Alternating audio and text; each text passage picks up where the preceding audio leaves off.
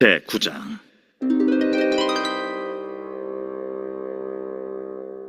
이 일 후에 요단 서쪽 산지와 평지와 레바논 앞 대해 연안에 있는 헷사람과 아모리 사람과 가나안 사람과 브리스 사람과 히위 사람과 여부스 사람의 모든 왕들이 이 일을 듣고 모여서 일심으로 여호수아와 이스라엘에 맞서서 싸우려 하더라. 기브온 주민들이 여호수아가 여리고와 하이에 행한 일을 듣고 꾀를 내어 사신의 모양을 꾸미되 헤어진 전대와 헤어지고 찢어져서 기운 가죽 포도주 부대를 나귀에 싣고 그 발에는 낡아서 기운 신을 신고 낡은 옷을 입고 다 마르고 곰팡이가 난 떡을 준비하고 그들이 길갈 진영으로 가서 여호수아에게 이르러 그와 이스라엘 사람들에게 이르되 우리는 먼 나라에서 왔나이다.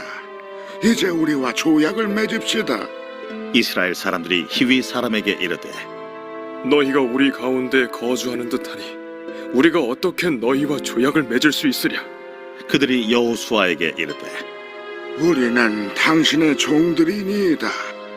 여호수아가 그들에게 묻되 너희는 누구며 어디서 왔느냐? 종들은 당신의 하나님 여호와의 이름으로 말미암아 심히 먼 나라에서 왔사오니 이는 우리가 그의 소문과 그가 애굽에서 행하신 모든 일을 들으며 또 그가 요단 동쪽에 있는 아모리 사람의 두 왕들 곧 헤스본 왕 시혼과 아스타롯에 있는 바산 왕 옥에게 행하신 모든 일을 들었음이니이다. 그러므로 우리 장로들과 우리나라의 모든 주민이 우리에게 말하여 이르되 너희는 여행할 양식을 손에 가지고 가서 그들을 만나서 그들에게 이르기를 우리는 당신들의 종들이니 이제 우리와 조약을 맺읍시다 하라 하였나이다. 우리의 이 떡은 우리가 당신들에게로 오려고 떠나던 날에 우리들의 집에서 아직도 뜨거운 것을 양식으로 가지고 왔으나 보소서 이제 말랐고 곰팡이가 났으며 또 우리가 포도주를 담은 이 가죽 부대도 새 것이었으나 찢어지게 되었으며 우리의 이 옷과 신도 여행이 매우 길었으므로 낡아졌나이다. 한지라 무리가 그들의 양식을 취하고는 어떻게 할지를 여호와께 묻지 아니하고 여호수아가 곧 그들과 화친하여 그들을 살리리라는 조약을 맺고 회중 족장들이 그들에게 맹세하였더라. 그들과 네, 오늘 본문의 말씀은 여호수아가 하나님께 물어보지 않고 결정을 하여서 잘못된 결정을 하는 이런 말씀입니다. 이스라엘 백성들은 여리고 성과 아이 성을 점령하였습니다. 그러자 가나안 땅에 살고 있는 여러 족속들이 긴장을 하게 됩니다. 가나안 땅에 있는 여러 족속들은 모여서 연합하고 힘을 합쳐서 이스라엘과 대항하기로 하였습니다. 1절에 보면 헷사람, 아모리 사람, 가나안 사람, 브리스 사람, 히위 사람, 여부스 사람들의 왕들이 모여서 연합을 하였습니다. 2절에 보면 모여서 일심으로 여호수아와 이스라엘에 맞서서 싸우려 하더라라고 했습니다. 가나안 땅에 살고 있는 여러 이방인 족속들이 힘을 합쳐서 이스라엘과 싸우기로 마음을 한 것입니다. 이때 가나안 땅 부족이면서 힘이 센 기브온 족속들은 다른 결정을 하게 됩니다. 기브온 족속은 가나안 땅 중에서 매우 힘이 강한 이런 족속이었습니다. 여호수아서 10장 2절에 보면은 크게 두려워하시는 이는 기브온은 왕도와 같은 큰 성읍이요 아이보다 크고 그 사람들은 다 강함이라 라고 했습니다. 기브온 족속들이 살고 있는 이 성은 왕의 성읍과 같이 크다라고 했습니다. 큰 성을 가지고 있는 기브온 족속입니다. 왕이 있을 정도로 큰 성읍처럼 보였습니다. 매우 강한 족속이라는 것을 말하고 있죠. 또한 그 사람들은 다 강함이라라고 했습니다. 많은 용사들이 있고 싸움을 잘하는 기브온 족속이었습니다. 그런데 이 기브온 족속들은 이스라엘에게 항복하려고 했습니다. 가나안 땅에 있는 다른 족속들은 다 전쟁을 하려고 하는데 가장 힘이 센 기브온 족속들은 항복하려고 한 것입니다. 무엇 때문에 그랬을까요? 3절, 9절, 10절에 보면 이스라엘이 하나님과 함께하였고 애굽에서 하나님께서 이스라엘을 해방시켜 주신 이러한 소식을 들은 것입니다. 또 요단강 동편에 있는 이 땅들을 정복하였다라는 소식을 들은 것입니다. 여리고성과 아이성을 점령한 소식을 들은 것입니다. 이런 소식을 들을 때 하나님의 함께한 이스라엘 백성들과는 우리가 싸워서 이길 수 없는 상대이구나라는 것을 그들은 알게 된 것이죠. 싸워서 이길 수 없으니 항복하는 게 낫겠다라고 결정을 한 것입니다. 그런데 문제는요, 이스라엘 백성들을 속여서 평화조약을 맺으려고 한 것이 문제입니다. 하나님은요, 가나안 땅에 있는 모든 이방 족속들을 다 멸절시키라고 하였습니다. 우상 숭배 때문인 것이지요. 이러한 소식을 기브온 족속들이 어떻게 알았는지 알고 있었던 것이죠. 우리가 항복하면은 절대 살려두지 않을 것이다. 그러니까 우리가 저들을 속여서 평화조약을 맺어야 된다라고 그들은 계획을 짠 것입니다. 이런 부분이 좀 아쉬운 부분인 거죠.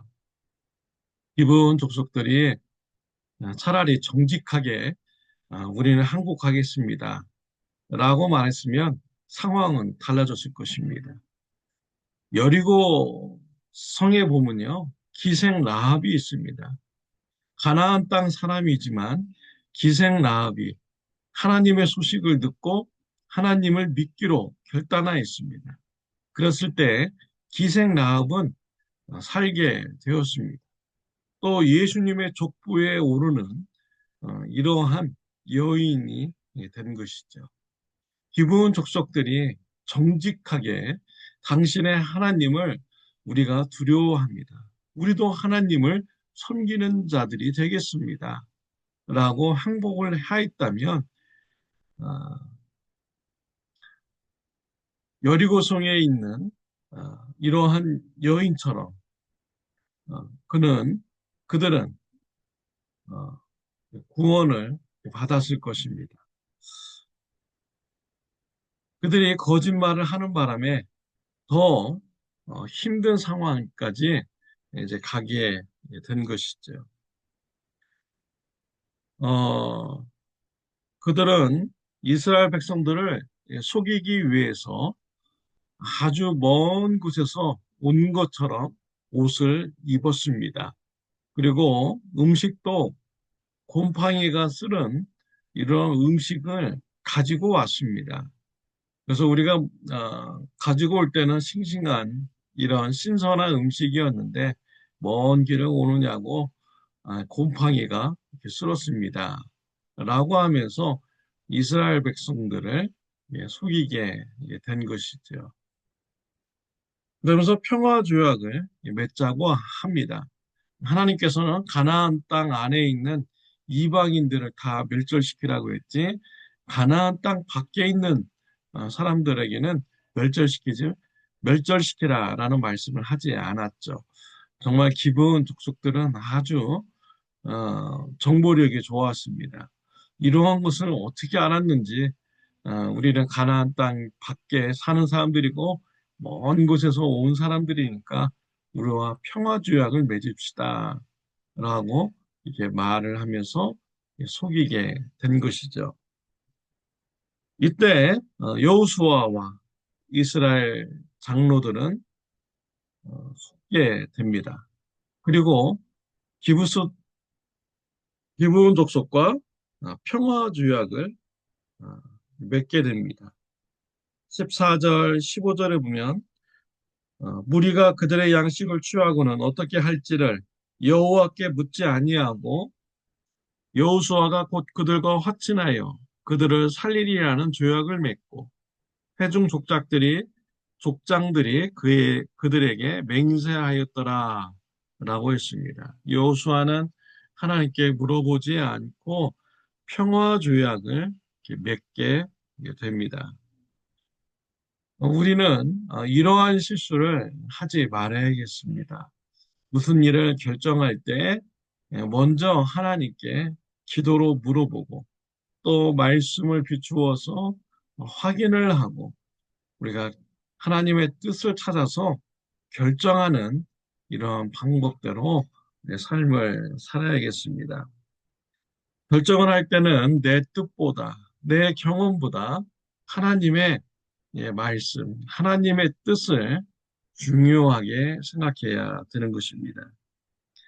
잠언서 3장 5절부터 7절에 보면 너는 마음을 다하여 여호와를 신뢰하고 내 명철을 의지하지 말라.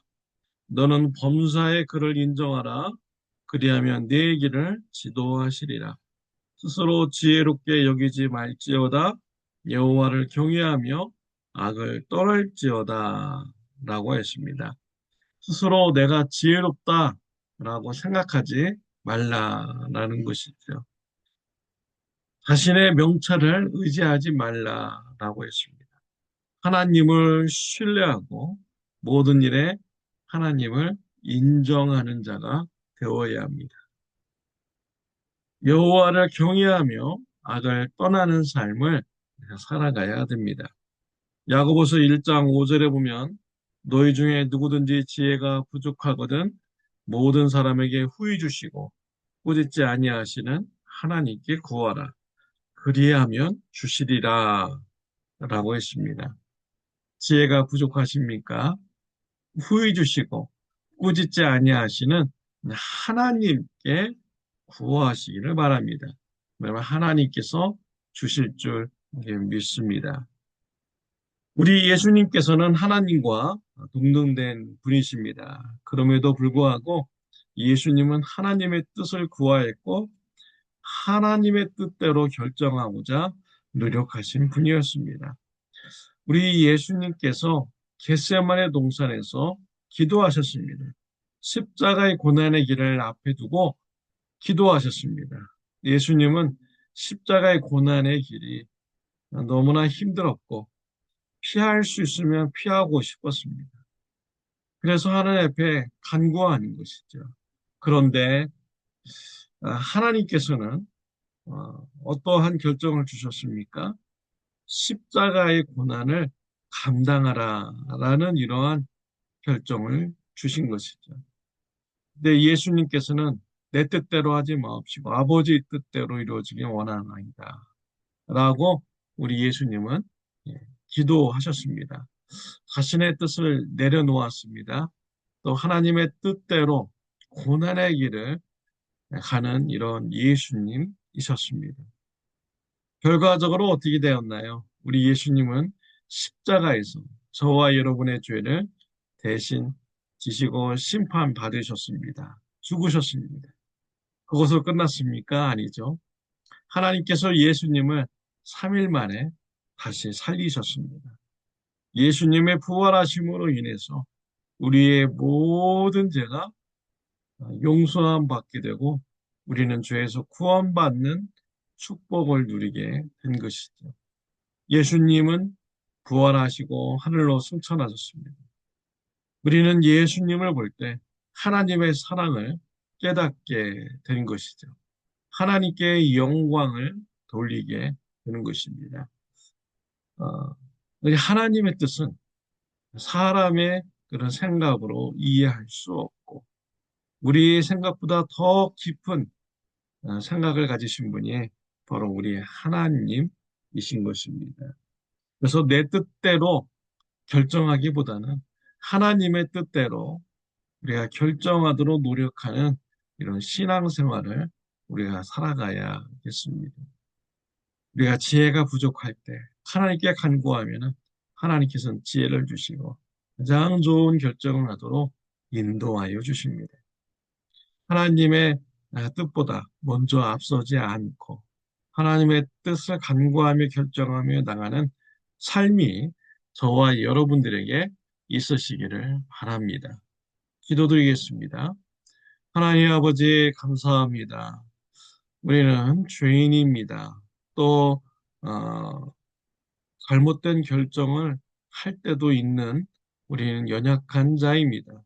우리의 결정을 할 때마다 먼저 하나님의 뜻을 구하는 자가 되게 하여 주옵소서. 하나님의 뜻대로 결정하면서 살아가는 삶이 되도록 인도하여 주옵소서. 예수님의 이름으로 기도드렸습니다. 아멘. 오늘 하루도 하나님의 뜻대로 결정하면서 살아가는 하루가 되시기를 바랍니다.